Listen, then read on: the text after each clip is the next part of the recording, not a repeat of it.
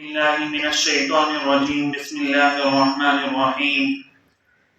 ولو أنهم إذ ظلموا أنفسهم فاستغفروا الله واستغفر لهم الرسول لوجدوا الله توابا رحيما. وقال النبي صلى الله عليه وسلم ومن زارني فقد وجبت له شفاعتي أو كما قال عليه الصلاة والسلام. میرے ایمانی بھائیو، اللہ رب العزت نے مجھے اور آپ کو ایک عظیم نسبت پر جمع فرمایا ہے. آپ نے ابھی حج اور عمرہ کے تعلق سے مفتی صاحب سے مکمل اور مدلل گفتگو سنی ہے. اصل یہ ہے کہ اللہ رب العزت نے ہمیں موقع دیا ہے، بہت بڑی نعمت ہے، اور اس پر گفتگو کرنے کے لیے بہت بڑے عالم کی ضرورت ہوتی ہے، تجربہ کار بھی ہو اور علم کا رکھنے والا بھی ہو. اللہ رب العزت مجھ جیسے عاجز بندے کو، مجھ جیسے نااہل اور حقیر بندے کو بھی صحیح معنوں میں صحیح گفتگو کرنے کی توفیق نصیب فرمائے. مجھے جو موضوع دیا گیا ہے وہ زیارت مدینہ، حضور اکرم صلی اللہ علیہ وسلم کا شہر ہے، اور یہ وہ شہر ہے کہ جس کے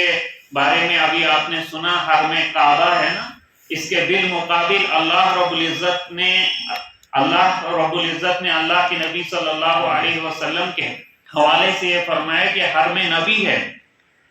یہاں پر بھی شکار کرنا جس طرح کعبے کے اندر منع ہے، اسی طرح مسجد نبوی کے ایریا اور اس مدینہ کے یثرب کے شہر کے اندر بھی شکار کرنا منع ہے.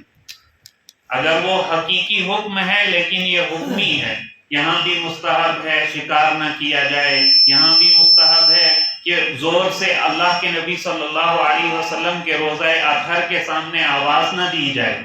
کسی کو زور سے نہ بلایا جائے، اور فضول اور فحش کلامی سے بچا جائے. تو جس طرح اس کا ادب ہے حرم کعبہ کا، اسی طرح مسجد نبوی کا بھی ادب ہے، اور مدینہ کے شہر کا بھی ادب ہے. کیونکہ یہ اللہ رب العزت کے بعد اس شخصیت کا مقام ہے، اور اس شخصیت کا جو ہے گہوارہ ہے کہ جو اللہ رب العزت کے بعد کائنات کی سب سے مقدس شخصیت ہے. اور مسلمان کو چاہیے کہ وہ جب اللہ کے نبی صلی اللہ علیہ وسلم کے پاس جائے تو وہ کچھ چیزیں لے کر کے جائے. وہ کچھ چیزیں، ہمیں ہدیہ اور تحائف لے کر کے جانا ہے تو کیا وہاں پیسہ نہیں، یہاں سے گھی فروٹ وغیرہ، یہاں کی دالیں نہیں. اللہ کے نبی صلی اللہ علیہ وسلم کے پاس جائے تو اپنے آپ کو اور اپنے دل کو زندہ کر کے جائیں، اپنے دماغ کو صاف کر کے جائیں کہ ہم ایسے مقام پر جا رہے ہیں، مجھے اللہ کے نبی صلی اللہ علیہ وسلم سے مخاطب ہونا ہے، مجھے ان راستوں پہ چلنا ہے جن پہ حضور اکرم صلی اللہ علیہ وسلم چلے، مجھے ان راستوں پہ چلنا ہے جن پر صحابہ کرام اللہ کے نبی صلی اللہ علیہ وسلم پر اپنی زندگیاں نشاور کر دیتے تھے. مجھے ان راستوں پر چلنا ہے جہاں لوگ جا کر کے، بہت سارے اکابرین میں سے ایسے لوگ گزرے ہیں اپنی جوتیاں تک نہیں پہنتے تھے. یہ اس مقام کی محبت تھی، اس مقام کا ادب اور احترام تھا. وہاں زور سے گفتگو نہیں کرتے تھے. کیوں؟ یا ایھا الذین آمنوا لا ترفعوا اصواتکم فوق صوت النبی. وہاں پہ لکھا ہوگا جگہ جگہ پر کہ اے ایمان والوں، اللہ کے نبی صلی اللہ علیہ وسلم کے سامنے اپنی آوازوں کو بلند مت کرو. تو دو ٹوک الفاظ میں ہمارا عقیدہ یہ ہے کہ اللہ کے نبی صلی اللہ علیہ وسلم قبر اطہر کے اندر حیات ہیں. اللہ کے نبی صلی اللہ علیہ وسلم قبر اطہر کے اندر زندہ ہیں، اور جب ہم سلام پیش کرتے ہیں اللہ کے نبی صلی اللہ علیہ وسلم بذات خود ہماری سلام کا جواب دیتے ہیں. تو میں مختصر کر کے آپ کے سامنے اس کو بیان کروں گا. میرے بھائیو، ابھی آپ کے پاس بہت دن ہیں. ابھی اپنے دلوں کو روشن کریں، اپنے دماغ کو صاف کریں، اپنے وہ جو کتابچہ آپ نے بنا دیا ہے آج تک اللہ کے دربار میں جو پیش ہو رہا ہے، اس کتابچے کو صاف کر سکتے ہو. ابھی وقت ہے آپ کے پاس. وہ کس طرح ہوگا کہ ابھی دن ہے، جس دن آپ کو جانا ہوگا اس دن یا آج سے ہی شروع کریں، اپنے آپ کا معمول بنائیں. یہ فضول دعوتوں میں جانا، ان میں آنا اس سے بہتر ہے. بلکہ کچھ علماء نے یہ تک لکھا ہے کہ ایک شخص کو 4 سال پہلے سے، جس کو حج پہ جانا ہوگا نا، 4 سال پہلے سے اس کو چاہیے کہ حج سیکھنا شروع کر دے، لیکن ہم 1-2 بیان سن کر سمجھ لیتے ہیں ہم نے پورا حج سیکھ لیا، اور نتیجہ یہ ہوتا ہے جب وہاں پہ جاتے ہیں ایک تو جلد بازی کام کرنے کی، ان ارکان کو پورا کرنے کی، اور دوسرا نتیجہ یہ ہوتا ہے کہ وہ ارکان پورے نہیں ہوتے، جلد بازی میں، کنفیوژن میں، اور اگر کسی کو معلوم بھی ہوتا ہے وہ کنفیوژن میں آ کر کے کبھی کبھار ایسی چیزیں کر لیتا ہے کہ نہ وہ ادھر کا رہتا ہے نہ وہ ادھر کا رہتا ہے، بلکہ جن کے ساتھ مستورات ہوتی ہیں وہ تو بیچارے میں ایک جگہ ایسے ہی حج تربیت پروگرام میں بیٹھا ہوا تھا، تو مفتی مظفر صاحب ہیں ہمارے کشمیر کے بہت بڑے عالم ہیں، انہوں نے کہا کہ ہم چل رہے تھے، چلتے چلتے میں نے ایک شخص کو دیکھا کہ میں نے بولا کیا کر رہے ہو، بہت زوروں کا تار رو رہا تھا، بول رہا ہے مجھے میری بیوی بچھڑ گئی ہے، میں نے کہا کتنے دن ہو گئے، کہتا ہے 3 دن ہو گئے، اور ایام حج کے تھے، میں نے کہا ارکان پورے کیے، کہتا ہے نہیں ارکان پورے نہیں ہوئے، میں اس کو ڈھونڈ رہا ہوں، تو میں نے کہا اس نے تو پورے کیے ہوں گے لیکن تو ایسا ہی رہ گیا، تو اس لیے ہمیں چاہیے کہ ہم یہاں سے سیکھ کر جائیں اور اپنے علماء کے ساتھ رابطہ رکھیں کہ اب یہ ایام جو حج کے آ رہے ہیں، یہاں ہمارے یہاں سے عمومی اعتبار سے حج 3 قسم کا ہے، ایک ہے حج افراد ہے، اس میں تنہا حج کیا جاتا ہے، حج کی نیت سے جو آخری ایام میں پرائیویٹ وغیرہ لوگ جاتے ہیں وہ حج افراد ہی کرتے ہیں، وہ صرف حج کی نیت سے یہاں سے جاتے ہیں، حج پورا کر کے واپس آتے ہیں۔ دوسرا ہے حج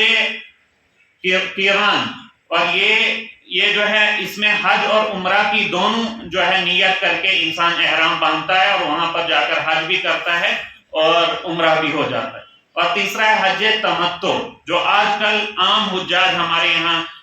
جو ہے ہندوستان سے لوگ جاتے ہیں وہ اسی حج تمتع کی نیت سے ہی جاتے ہیں، اور ہمیں بھی چاہیے کہ ہم پہلے اس میں سب سے پہلے عمرہ کی نیت کی جاتی ہے اور عمرہ کا احرام باندھا جاتا ہے، اور وہ اس اعتبار سے کہ جب میقات ہوتی ہے، جہاں سے فلائٹ ہوتی ہے آپ کی، دہلی سے ہو، ممبئی سے ہو، کہیں سے بھی ہو، جہاں سے فلائٹ ہوتی ہے وہیں پہ احرام وغیرہ اپنا غسل کرے، اپنے آپ کو ناخن وغیرہ کاٹ کر کے پورا فارغ ہو جاوے، اس کے بعد جو ہے احرام باندھے۔ احرام باندھنے کا طریقہ علماء سکھائیں گے، ابھی مولانا شوکت صاحب آئیں گے یا مفتی صاحب آئیں گے، وہ سکھائیں گے احرام باندھنے کا طریقہ، بالکل آسان ہے، حج کوئی مشکل نہیں ہے، میں نے خود حج نہیں کیا ہے، لیکن اگر انسان گفتگو کرنے پہ آئے تو کوئی بڑا مسئلہ نہیں ہے، بالکل یہ انسان مت سوچے کہ پتہ نہیں کیا کرنا ہوتا ہے، پہلی بار جا رہا ہوں مجھے کرنا آئے گا کہ نہیں آئے گا، بہت آسان، سمجھے انسان، سمجھے فرائض کیا ہیں، واجبات کیا ہیں، ان کو ذہن میں رکھے، اور حج کے جو 5 دن ہیں 8 سے 12 ذی الحج تک جو ایام ہیں، ان میں انسان جو ہے ان میں فوکس کرے کہ ان دنوں میں کیا کرنا ہے، بس یہ ہے حج اور عمرہ۔ پھر ہے زیارت مدینہ، تو وہ انشاءاللہ میں ابھی آپ کے سامنے میں کوشش کروں گا کہ ایک کھانا وہ ہوتا ہے جو انسان کو چبا کر کھانا پڑتا ہے، اور ایک کھانا وہ ہوتا ہے جو بغیر چبائے انسان نکل لیتا ہے، کیا کوشش پہ حلوہ، تو میں حلوہ بنا کر آپ کے سامنے پیش کرنے کی کوشش کروں گا کہ آپ کو زیارت کرنی ہے کس اعتبار سے کرنی ہے۔ میں اگر مجھے یہ موضوع دیا ہوتا تو میں گفتگو اس پر بھی کرتا کہ کس اعتبار سے آپ کو عمرہ کرنا ہے، حج کس اعتبار سے کرنا ہے، تو مجھے یہ موضوع دیا گیا ہے کہ اللہ کے نبی صلی اللہ علیہ وسلم کے شہر میں جانا ہے، وہاں کے کچھ تقدس ہیں، وہاں کے آداب ہیں، ان آداب کی رعایت کریں، تو یہاں سے نکلنے سے پہلے انسان روزانہ اپنا معمول بنا لے کہ ہمیں اللہ کے نبی صلی اللہ علیہ وسلم کا سامنا کرنا ہے، سب سے پہلے اپنی شکل صحیح کر لوں بھائی، کل قیامت کے دن جس کے سامنے اور یا ڈیڑھ چلو میں چھڑوں تو اب چھکاروں کہ ایسے حجز رہنے انشاءاللہ کے نبی صلی اللہ علیہ وسلم کی سنت ہے، انبیاء کی سنت ہے، میں لاگو نیت بلیٹا وہیں کسو نا یہ مسنی شذرنامی وزرنامی اس کو پالیں گے۔ آج کے بعد انسان مصمم ارادہ کرے اپنی گاڑی کو کاٹیں گے نہیں، کیونکہ ہم نے اس نبی کے سامنے جانا ہے جس نبی نے عمر بھر اس سنت کو پالا ہے، جس نبی کی یہ سنت ہے، تو اس کو کاٹیں گے نہیں۔ کوئی اپنی طرف مت لے کہ مجھے کہا جا رہا ہے، نہیں، ہم سب ان گناہوں میں ملوث ہیں، ہم سب کو ان میں عمل کرنا چاہیے، کیونکہ ہم نے اللہ کے نبی صلی اللہ علیہ وسلم کے سامنے جانا ہے، کیا شکل لے کے جائیں گے ہم، تو اس لیے توبہ کریں گے کہ آج کے بعد داڑھی انشاءاللہ نہیں کٹائیں گے سب سے پہلے، کیونکہ اللہ کے نبی صلی اللہ علیہ وسلم کے سامنے پیش ہونا ہے۔ دوسری چیز جو ہم نے کرنی ہے کہ ہر نماز کے بعد آج تک جو درود پڑھنا تھا نہیں پڑھا، کیا معمول تھا ہمارا کیا نہیں تھا، اس ذات پر درود بھیجنا ہے جس پر اللہ، ان اللہ و ملائکتہ، جس پر اللہ خود درود بھیجتا ہے، و ملائکتہ، اور اس کے فرشتے درود بھیجتے ہیں، یصلون علی النبی، تو اس ذات پر درود کا نذرانہ پیش کرنا ہے۔ وہ یہیں سے دین میں اپنا معمول بنا لیں، اپنا معمول بنا لیں، ہر نماز کے بعد، ہر نماز سے پہلے اور ہر نماز کے بعد 1000 مرتبہ درود شریف پڑھوں گا، یہ نذرانہ لے کے انسان یہاں سے چلا جائے تو یہ ہے خوش نصیبی، یہ ہدیہ لے کر کے گیا ہے۔ ورنہ نون چائس نیون ہے، ذرا چو آپ نون چائے کام کریں، ذرا چو کھنس چنس کمی کریں، یہ انسان کھنس چنس کمی کرے پت کر سو اعمال نہ کھیئی تو شریع، یہ ہے نا، اس لیے مناسب کیا کرنا ہے، کھانے پینے میں کمی کرنی ہے اور اعمال میں زیادتی کرنی، ٹھیک ہے۔ تو یہاں سے نکلنے سے پہلے ہم نے سب سے پہلے آج صحیح اپنا معمول بنانا ہے کہ ہر نماز سے پہلے، ہر نماز کے بعد اپنا وظیفہ بنا لیں، درود شریف کثرت سے پڑھیں، 1000 مرتبہ طے کر لیں کہ 1000 مرتبہ فجر کی نماز سے پہلے، 1000 مرتبہ فجر کی نماز کے بعد، 1000 مرتبہ ظہر کی نماز سے پہلے، 1000 مرتبہ ظہر کی نماز کے بعد، اس اعتبار سے اپنا معمول بنا لیں تو دن کا 10,000 درود شریف ہو جائے گا۔ تو ماشاءاللہ درود شریف پڑھنے سے انسان کے 10 گناہ معاف ہو جاتے ہیں، 10 نیکیاں نامہ اعمال میں لکھی جاتی ہیں، اور 10 درجے بلند ہوتے ہیں، اور 10 جو ہے اللہ کے نبی صلی اللہ علیہ وسلم کے قریب ہوتا ہے انسان درجات۔ ہاں تو کتنی خوش نصیبی انسان 10,000 درود شریف پڑھے۔ اللہ رب العزت ہمیں اس کا عامل بنائے، اللہ رب العزت ہمیں اس کی توفیق نصیب فرمائے۔ تو یہ اپنا معمول بنا لیں سب سے پہلے، جس دن نکلنا ہو تو اس دن رات بھر جاگنے کی کوشش مت کریں، بلکہ شام کو یہ جو ہے صلاۃ التوبہ پڑھ کے فوراً کھانا کھا کر کے فوراً سو جائیں، اور کرنا کیا ہے، صبح تہجد میں اٹھیں، اللہ رب العزت کے سامنے زور و قطار رولیں، یا اللہ میں اس قابل تو تھا نہیں، میری کتاب تیرے سامنے کھلی ہوئی ہے، میں بہت گنہگار بندہ ہوں، لیکن تو نے مجھ جیسے گنہگار بندے کو اس مقام پہ جانے کے لیے اور اللہ کے نبی صلی اللہ علیہ وسلم کے دربار میں جو ہے سلام پیش کرنے کے لیے قبول کیا، یہ تو میری خوش نصیبی ہے، اس مقام پہ جانا ہے مجھے۔ تو اس خوش نصیبی کو سمجھ کر اللہ کے سامنے اپنے گناہوں کے زیر و قطار رو لیں،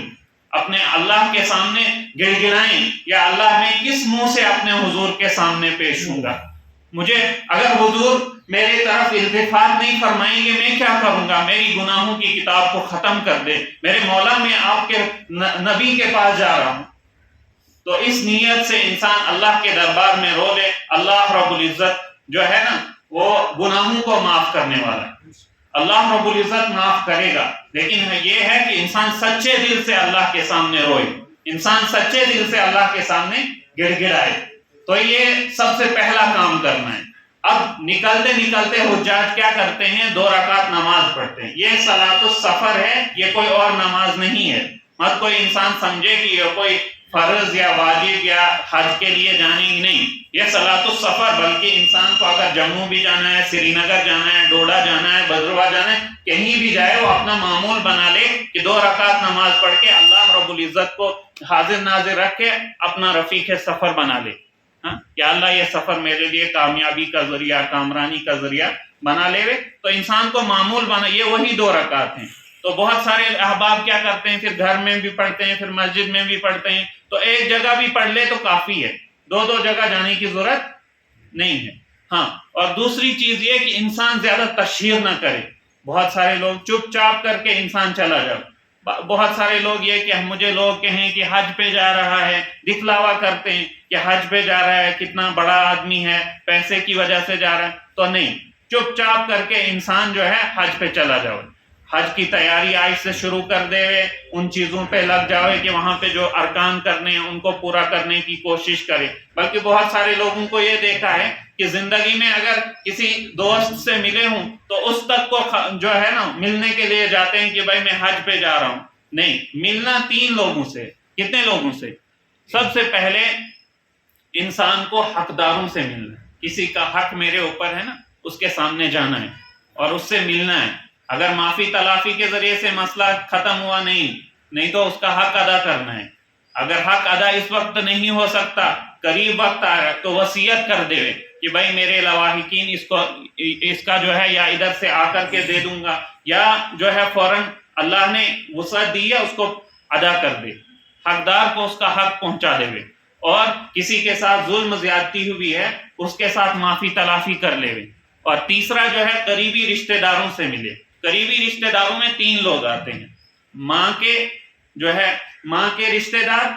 باپ کے رشتہ دار اور بیوی کے رشتہ دار۔ ان 3 سے مل لے جو ہے ان کو کہے کہ میں سفر پہ جا رہا ہوں۔ انسان اگر اتنا ہی کہے کہ آج تو ویسے ہی خبر پہنچ جاتی ہے ہر جگہ، تو انسان کہے کہ سفر پہ جا رہا ہوں، اس لیے کوئی زیادتی ہوئی ہے، کوئی میری وجہ سے کوئی کوتاہی غلطی ہوئی ہے، اس کو معاف کر دیجیے گا۔ تو اس اعتبار سے اپنی ترتیب بنائیں اور درود شریف کا ورد رکھیں۔ ان دنوں میں چونکہ اللہ کے نبی صلی اللہ علیہ وسلم کے دربار میں جانا ہے، اللہ کے نبی صلی اللہ علیہ وسلم کو سلام کرنے جانا ہے، اس لیے وہاں کے لیے یہ ہدیہ لے کر کے جاؤ۔ کم سے کم دن میں بول رہا ہوں 10,000 درود شریف پڑھو ہی پڑھو، جب تک یہاں سے نکلنا ہے 10,000 درود شریف اپنے مکمل رکھو۔ اور اس کے بعد جب